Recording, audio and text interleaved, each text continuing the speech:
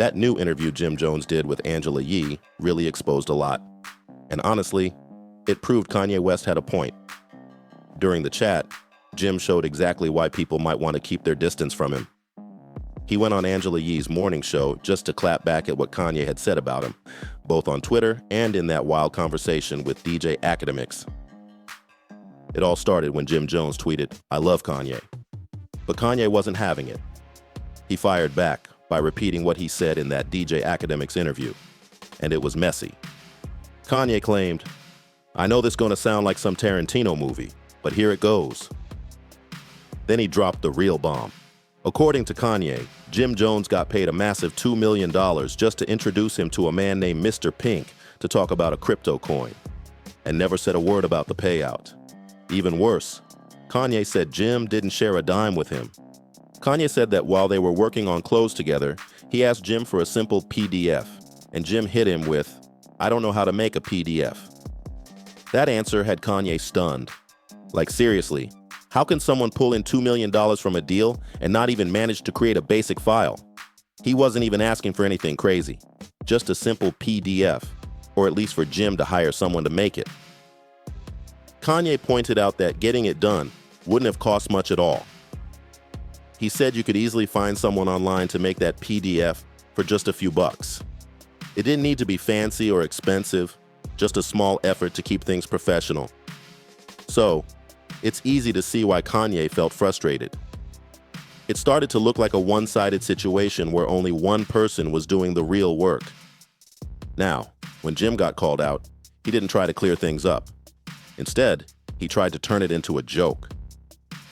He brushed it off like it wasn't serious and made it seem like Kanye was just making things up. From the things that he's been talking about, I do see that he needs attention. Like, he seems to want the most attention in the world. You know what I mean? If he's not the person that's talked about, then he's talking about everybody else so people can talk about him. You know what I mean? Like, he wants to be, from what I can see, is the most famous person in the universe of all time. I feel like he's always said that. On the wake up. You know what I mean? Like, I have to be the famous person. It felt like he wasn't on the Cardi album. Yeah. Right, so that swelled out on Cardi. You heard? Like, Cardi, he said, pulled a gun on him. I'm not in the news today. I'm a today. Like, I'm not. Okay. Sometimes you're going too far, though. Like, yo, bro, he could have kept that one, though. Come on, Trilly. Like, I'm cool with the gangster shit. No, we just said music was therapeutic. Yeah, but Jim basically implied Kanye was lying, saying he didn't even have time to deal with the accusations. That move right there had people questioning what was really going on. Whenever someone dodges a situation by cracking jokes instead of clearing things up, it usually makes people think they've got something to hide. How guilty they look depends on how they handle it. And in Jim Jones's case, his reaction just made things look worse. He joked about Kanye, saying things like, "Yay sniffing, yay, LOL, but keep my name alive, champ. We love Kanye." Then out of nowhere, he dropped some merch, calling it PDF merch. That move confused everyone. It wasn't just random, it was risky. Because if you know what PDF can stand for in internet slang, that's definitely not something you'd want attached to your brand. Maybe Jim didn't realize how that would come across, but still, dropping that kind of merch in the middle of a public controversy wasn't the smartest idea. After that, Jim went totally quiet about the whole situation for a while. But when he finally sat down with Angela Yee, things got even messier. The more he talked, the clearer it became why so many people have fallen out with him over the years. Jim started explaining that he had to step back from Kanye because, in his words, Kanye started wilding out. Because that's the thing, right? I don't knock nobody. Yeah, but that was sucking the wait, pause. Hey, yo, wow, my God. But man, you heard, like, he knows that though. That's why he keep going. He come out with KKK hoodie on, everything. I'm about to go buy one and see how that shit works for me. No, it's not. Don't do it. It's not. That's what I'm saying. It's not. So how the fuck you think I'm gonna be up here talking crazy about this man? It don't work. Let him do him.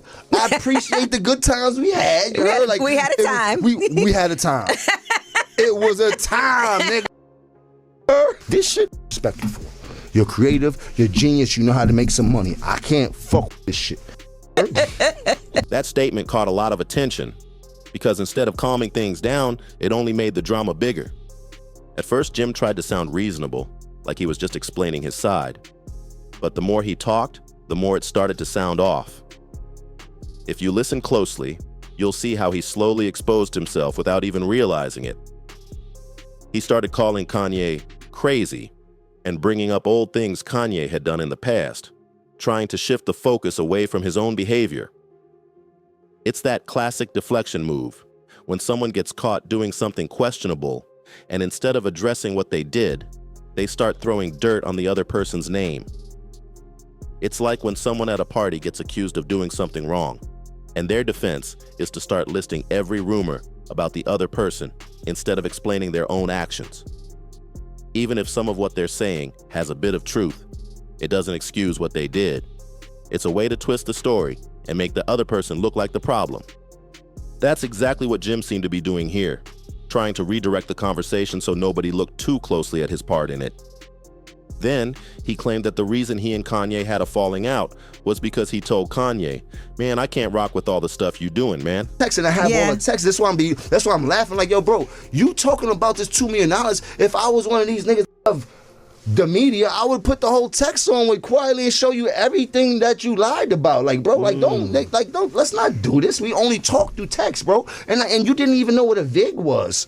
It's this certain shit I'm like, yo, bro, how you make $1 billion, nigga? You don't know what a VIG is. Like, you dig, nigga? How you talking to me and you don't even know what a VIG is? Like, so it just. But we had our own back and forth. Nigga said he went to shoot the film with me. I said, cool. What? I said I'm flying out to LA tomorrow. We can shoot the 31.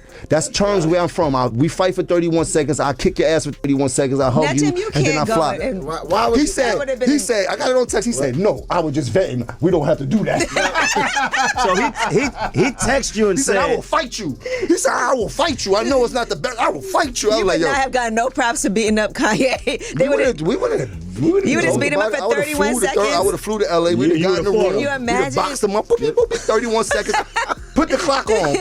And that's exactly how you would do it. 31 seconds. 31 seconds. You heard me want to shoot the fair one? I said, cool. I showed him how it needed to be done. I showed him what you need to do. I was pulling the shit up. This is how it needed to look. This everything. Bop, laid it out for him. Blew his mind. He like, nah, you an alien. I need more. I need you. I need you to stay here. And it's the day before my album. Like, so this is the cold part. The day before my album comes out, I'm there. I'm like, yo, I gotta bust a move. He like, no, we making billions off of clothes. I'm like, bro, I have my album coming out tomorrow. I respect what you're saying, but I'm going back home because I got people that love me. I got fans that respect what I'm doing. Like, my life don't stop for you, Jack. Like, what's wrong with you, all right? He like, oh, man. I'm like, yo, bro. And in my mind, I'm like, okay, I see what type of person. That line made it sound like Jim was taking the moral high ground. But given everything else he said, it left a lot of people questioning what really happened between them. Kanye's been acting unpredictable since way back in 2021 and 2022. That's nothing new. But now, it's 2025, and Jim's out here saying he had to distance himself because of Kanye's recent antics?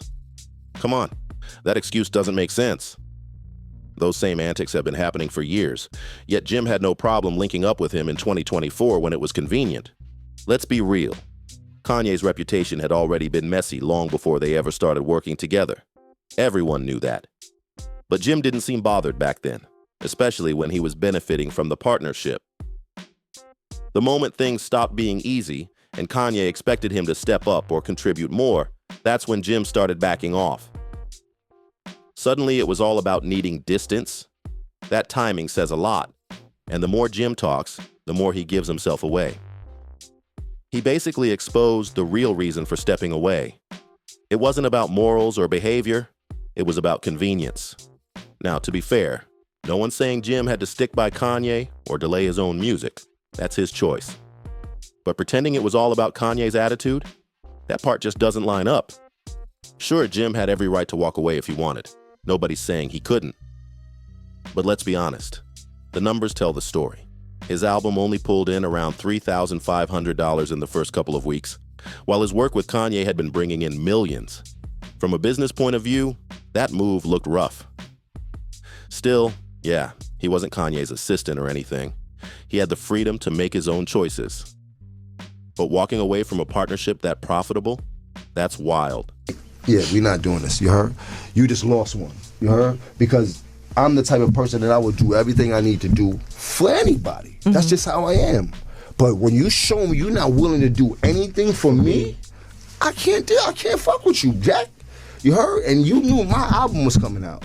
Nor did you say, oh, congratulations. Nor did you say, oh, let me post your shit up. Nor did you say anything that had to be do with you. With my album. Right. It was all about you. Yeah. Good. Because I'm all about me. You heard? I sent him a picture. It was me and him in a picture. I sent him a picture right before I left. I said, I'm trying to figure out who's the superhero and who's the villain. I'm going to catch you later. You heard? Just like that. I need the PDF. Well, now I see why. Yeah. So bro, that's I've created my own technology with Amazon. You think I don't know how to do a PDF? Oh, you heard? okay. Do you see? I know how to engineer my own sessions. Do you see me build computers by myself, right? That was Quarantine Studios? Yeah, yeah. Of course I know how to do a PDF, Right. but you're not gonna steal the sauce. That's another thing. A lot of these kids, they have it, but they don't have the sauce. You might got the packaging, but you don't got the sauce to sell. Jim then claimed Kanye was being selfish for wanting him to stay and finish their fashion collabs instead of running off to drop his album. But here's where things got messy. Because right after saying that, Jim exposed himself without even realizing it. Remember how he told Kanye he didn't know how to make a PDF? Turns out, he admitted he actually did know how. He straight up said he chose not to send it because he wanted to keep the designs and ideas for himself. That confession shocked everyone. How do you take $2 million from someone for a favor, then turn around and hold back the same work they paid you to do? And the wildest part, Jim said all of this like he was proud, like he was dropping some deep truth people would relate to. But most listeners didn't see it that way at all. People were calling him out, saying that move made him look shady, not smart. Man, the way Jim Jones handled this whole thing really showed what kind of person he can be when it comes to loyalty. Imagine having a friend you helped rise up, someone you believed in, supported, and gave opportunities to. But the second it's their turn to return the favor, they start acting brand new. That's the kind of energy Jim gave off here, like one of those people who only care when things benefit them. Picture this. You're the one who puts your boy on. You help him get his shine, and suddenly he's a star while you're still grinding. Then you hit him up for a small favor like, yo, can I get a feature to help get my buzz back?